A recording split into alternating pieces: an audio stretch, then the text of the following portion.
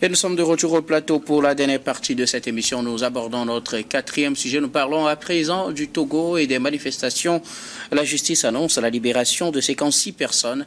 Le procureur de la République, dans un communiqué rendu public ce 9 juin, est revenu sur la situation des manifestations des 5 et 6 juin et des arrestations qui ont eu lieu dans la foulée.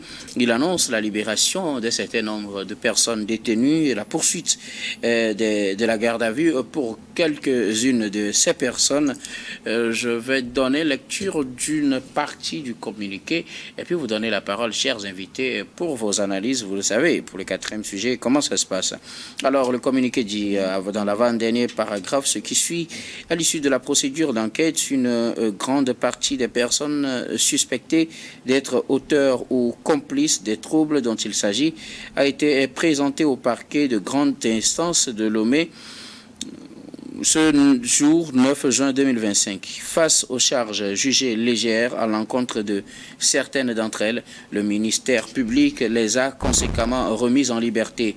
Par contre, l'exploitation de la procédure d'enquête et d'interrogatoire des autres suspects ont permis de relever des charges suffisantes contre eux quant à leur implication dans les faits sus-évoqués. Bon, comme le dit, les faits en lien avec les manifestations, bien sûr. Cependant, tenant compte des circonstances de la cause, le ministère public a pris la décision de les mettre en liberté après leur avoir fait un rappel à la loi. Ainsi, un total de 56 personnes ont été remises en liberté. Voilà donc une partie de ce communiqué. Cette partie qui nous intéresse, c'est là que nous allons puiser nos éléments pour nos analyses. Chers invités, vous savez, pour le quatrième sujet, la parole est à qui veut la prendre en premier. Et donc, chers invités, vous avez la parole. Oui, bon, on évoque la libération des manifestants arrêtés la nuit du 5 et le 6 juin passé. Donc c'est une bonne chose quand on libère des gens qui ont un problème avec la loi.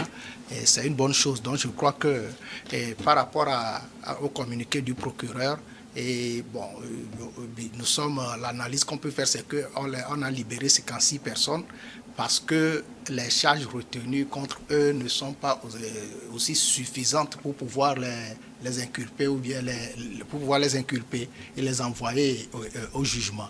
Donc, d'autres sont toujours gardés à vue pour poursuivre les enquêtes et voir.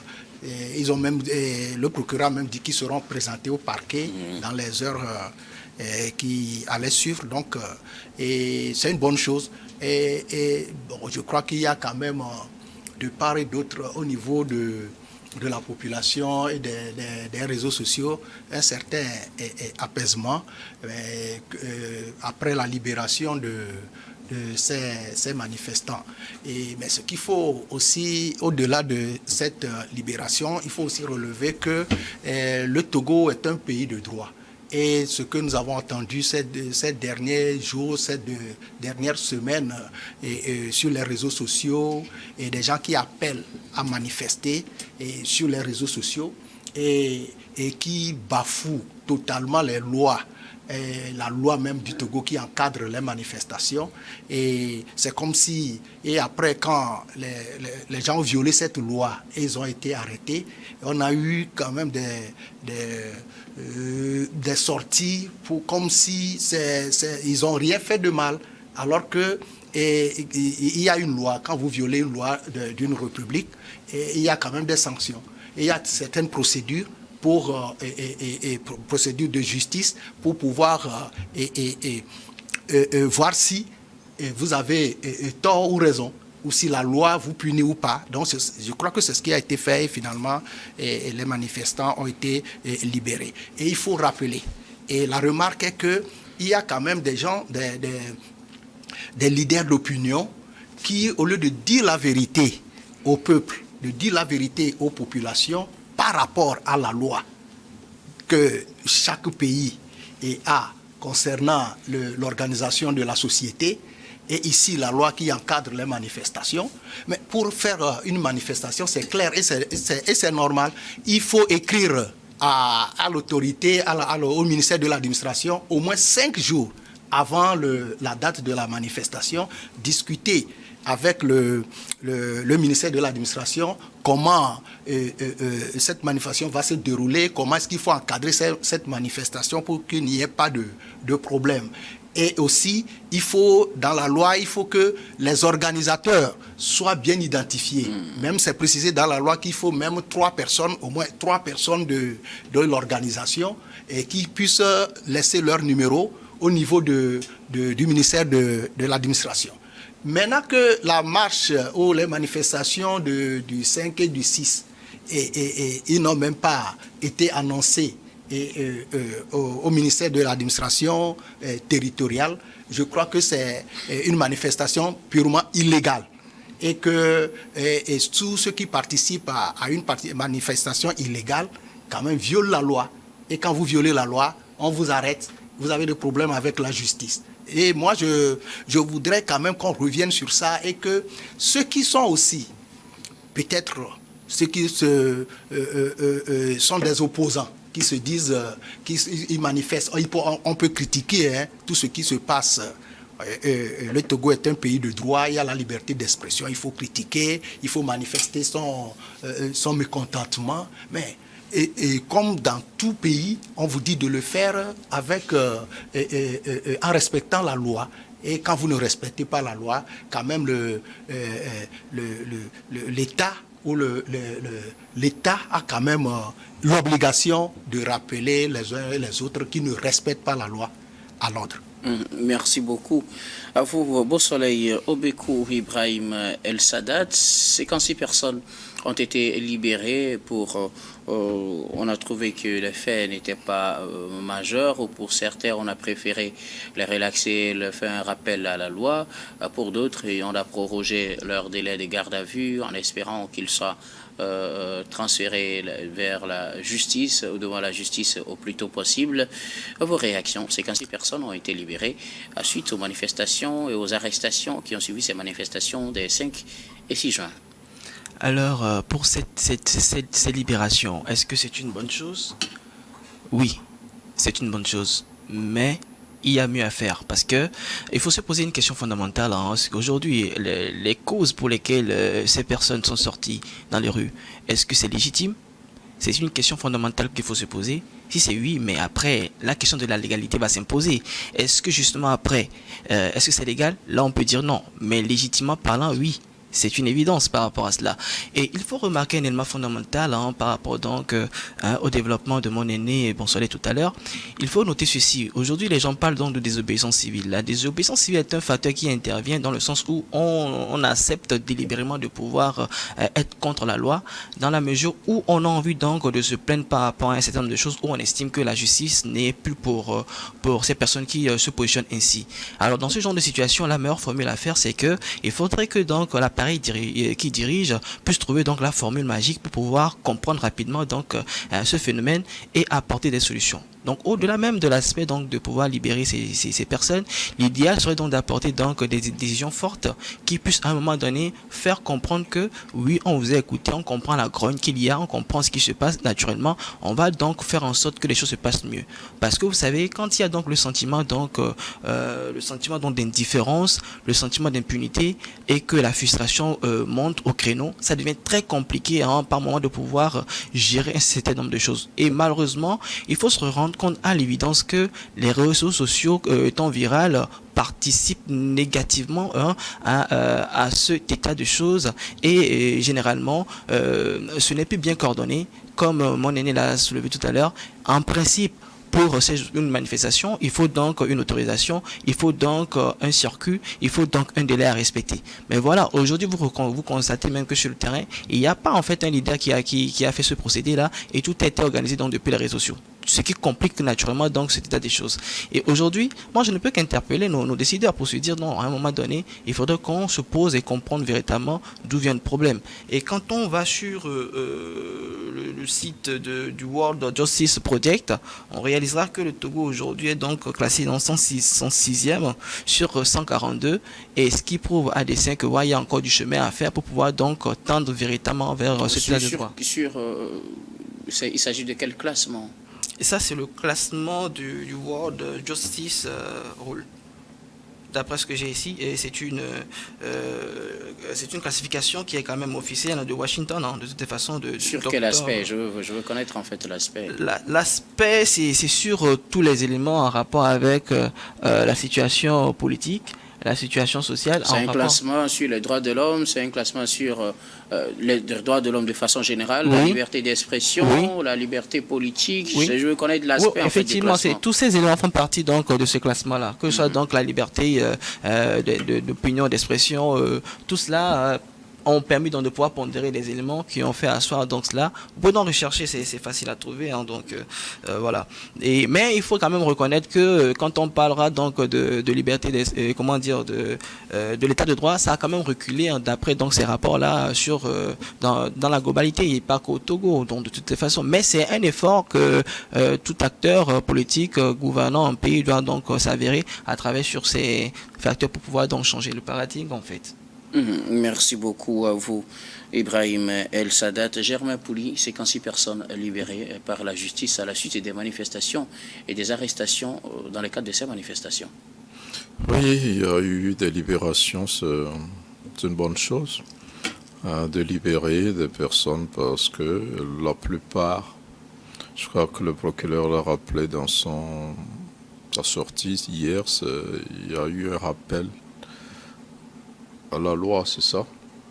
Il a rappelé la loi à ces personnes-là qui ont été libérées, parce que beaucoup ne savent même pas qu'ils sont coupables de troubles aggravés à l'ordre public.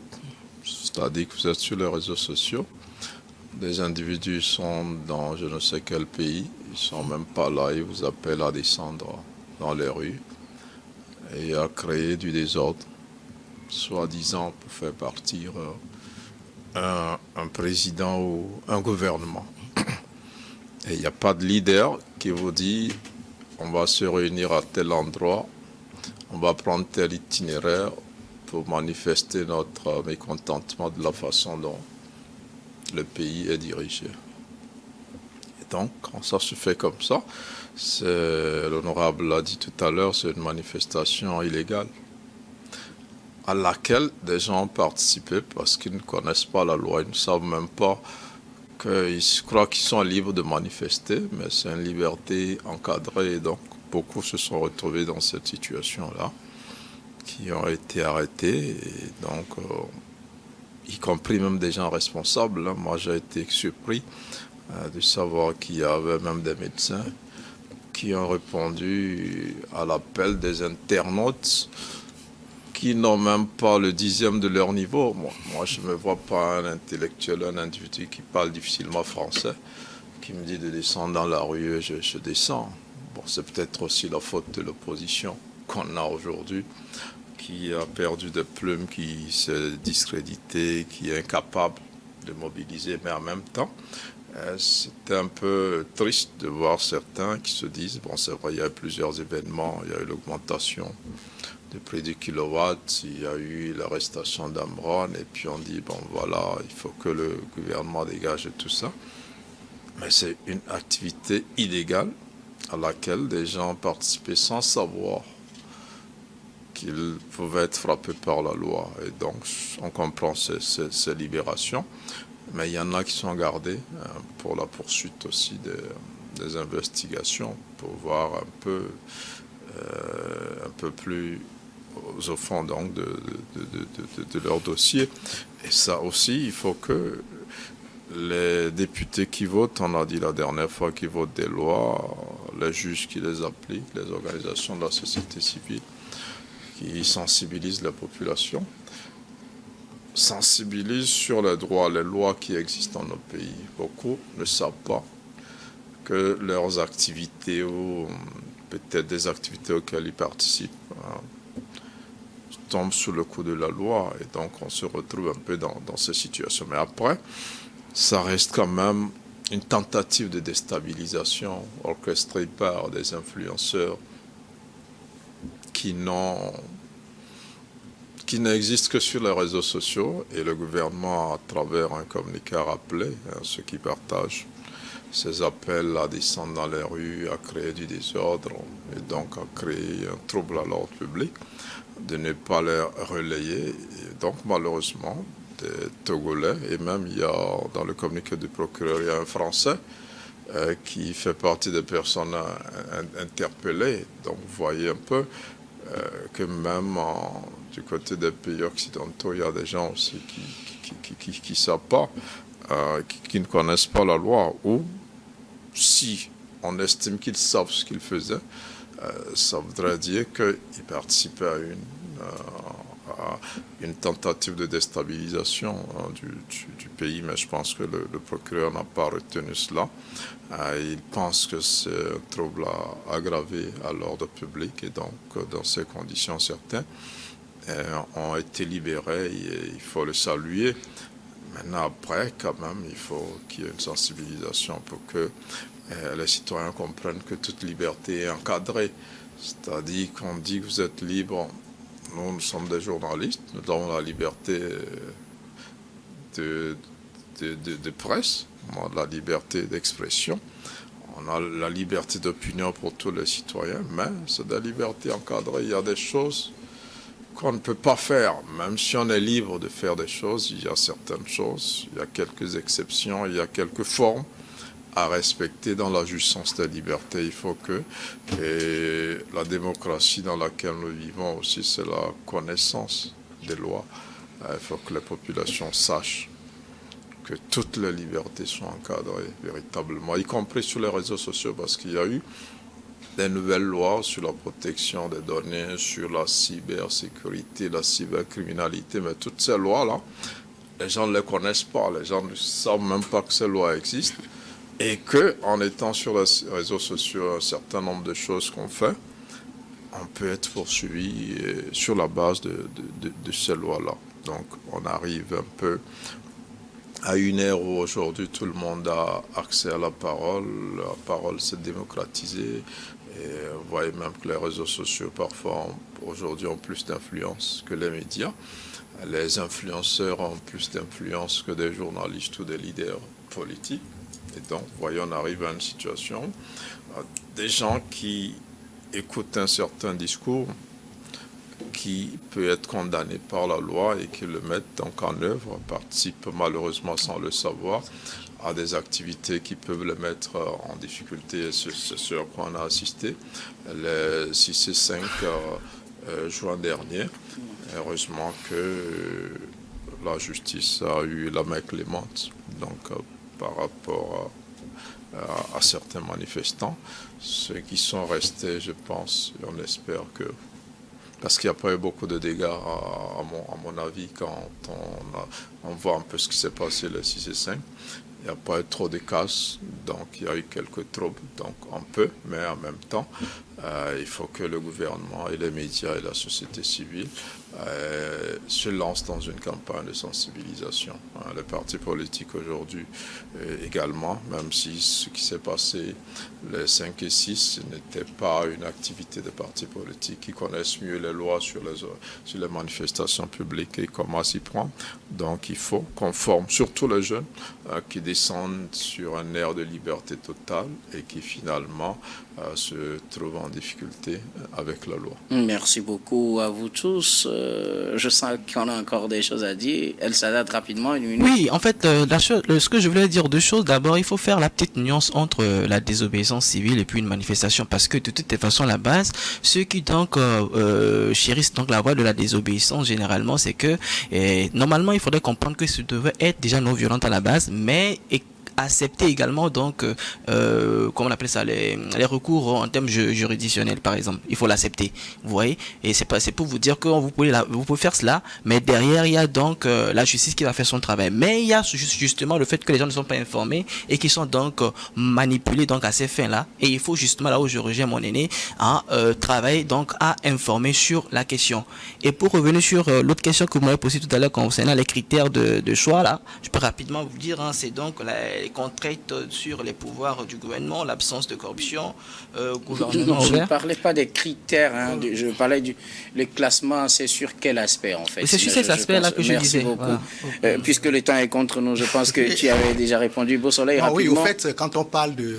Je l'ai dit tout à l'heure, je réitère que le Togo est un pays de droit. Quand on dit le contraire et qu'on avance des arguments comme quoi il y a des classements et qu'on parle de Washington, comme il n'y a pas le temps, je donne seulement un exemple. Quand vous prenez les États-Unis même, il y a des manifestations actuellement dans certains États où le président envoie la garde républicaine de manière illégale. Parce que c'est écrit même dans la loi des États-Unis qu'avant d'envoyer la garde républicaine, il faut consulter d'abord le gouverneur. On ne consulte pas le gouverneur, on envoie la garde républicaine. Est-ce que les États-Unis sont un État de droit? Mais on classe certains pays en parlant qu'ils ne respectent pas la démocratie, ils ne respectent pas la liberté d'expression. Allez aux États-Unis. Vous avez des informations, beaucoup. vous verrez que les pays violent la loi, mais ils ne sont pas inquiétés quand ça a cette classement bidon Je reste avec vous, Beau Soleil, certains pays. pour le dernier tour de table. Ce sera pour vos mots de fin sur un sujet de votre choix. Rapidement. Oui, le Togo est un pays de droit. Il faut lutter pour que ces droits-là soient renforcés, ces droits soient respectés et qu'il faut aller de l'avant. Il faut quand même que c'est les uns les autres, et les gouvernants et nous les citoyens, il faut qu'on se mette on va se battre pour que cet état de droit-là s'améliore et pour que dans l'intérêt supérieur de nos populations. Oui, le Togo est un pays de droit et je suis fier d'être togolais, je suis fier de le dire. Merci beaucoup. Beau Soleil Obekou, vous êtes analyste politique et président de l'association Togo pour tous, ancien député. Merci d'être passé sur ce plateau. Merci, c'est moi qui vous remercie. El Sadat, vos mots de fin. C'est toujours un plaisir d'être là et de partager le plateau avec mes aînés. C'est toujours un plaisir. Non, moi, je veux juste lancer un appel à nos élus au niveau donc de l'Assemblée nationale. Je sais qu'il y a ce qu'on appelle enquête parlementaire. Aujourd'hui, le Togo a besoin donc également de les écouter, de leur voir réagir quand on assiste à ce genre de situation dans le pays et d'interpeller l'équipe de droit pour que justement on puisse avoir donc un certain nombre d'apaisements. Je ne peux que remercier tout et chacun. Merci. Merci beaucoup à vous, El Sadat Ibrahim. Vous êtes analyste politique et président de JLA, Jeunes Leaders en Action. Merci d'être passé sur ce plateau. C'est un plaisir. Germain Pouli, vos mots de fin. Moi, c'est un sujet qu'on n'a pas traité aujourd'hui. C'est la consommation du Made in Togo. Je crois que les Togolais doivent s'approprier un certain patriotisme économique, faire en sorte que l'argent reste beaucoup plus dans le pays.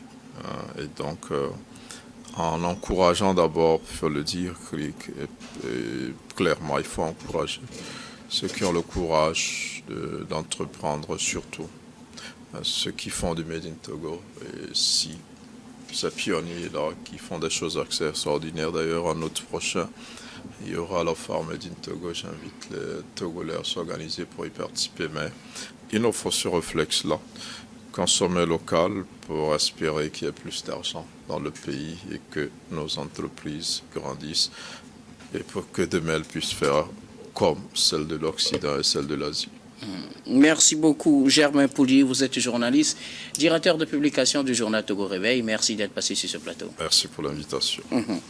Et nous disons également merci à toutes les équipes techniques et rédactionnelles qui nous ont aidés à préparer et à présenter cette émission. Merci beaucoup à Pierrick Obanikwa à la réalisation, à Solange Guéli et Xavier Koudanou à la diffusion et à Stéphane Kouano à la caméra. Merci surtout à vous, très chers téléspectateurs, de nous avoir suivis. C'est la fin de ce numéro de Regard Croisé. Je vous retrouve demain avec le même plaisir pour un autre numéro.